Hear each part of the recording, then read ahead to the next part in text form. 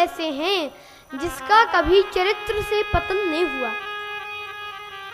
एक बार रावण कुंभकर्ण के पास पहुंचा तो कुंभकर्ण ने कहा कि लंकापति, आज तुम बड़े उदास दिख रहे हो। तुम चिंतित आज दशानन क्यों?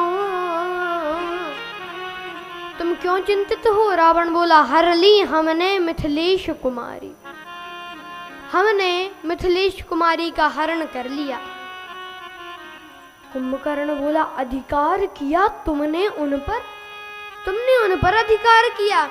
रावण बोला, कैसे अधिकार किया? लखती ही नहीं वह और हमारी, वो हमारी ओर देखती ही नहीं है। अच्छा, तो जैसे साधु का वेश धारण करके हरण कर लाए तो राम जी का रूप धारण कर कर अधिकार पा लेते।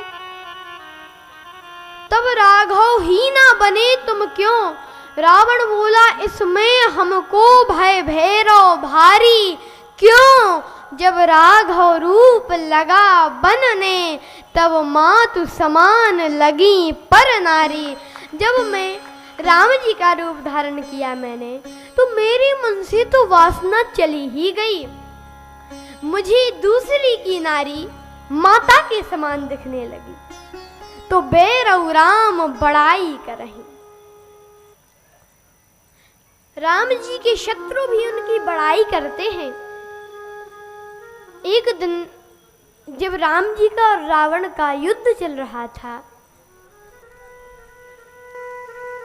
तो मेघनाथ का वध हुआ। तो मेघनाथ की पत्नी सुलोचना रावण के पास आई और कहा कि पिताश्री, अगर आपकी आज्ञा हो तो मैं अपने पति का शव रामादल से ले आऊं। रावण बोला, अवश्य बेटी जाओ, अवश्य जाओ। अब दरबारी सोचे कि महाराज, सभा में था उस समय रावण, दरबारी सोचे कि महाराज आपकी 10-10 बुद्धियां हैं, एक में भी समझ नहीं है, 20-20 नेत्र हैं, एक से भी दिखाई नहीं देता। कहा क्यों? कहा अभी आपका और उनका युद्ध चल रहा है, आपका और राम जी का, तो ऐसे में आप सुलोचना को भेज रहे हैं, क्या पता वे सुलोचना को बंदी बना लें और कहें कि तुम सीता जी को लौटा दो। राम जी कहें कि तुम सीता जी को लौटाओ तो हम सुलोचना को लौटा देंगे।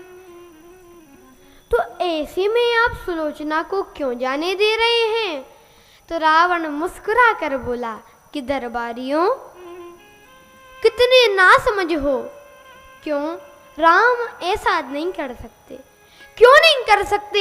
जब आपने उनकी पत्नी का हरण किया है तो वे भी तो सुलोचना को बंदी बना सकते हैं। रावण बोला, इसलिए क्योंकि ये काम रावण का है, ये काम राम का नहीं है।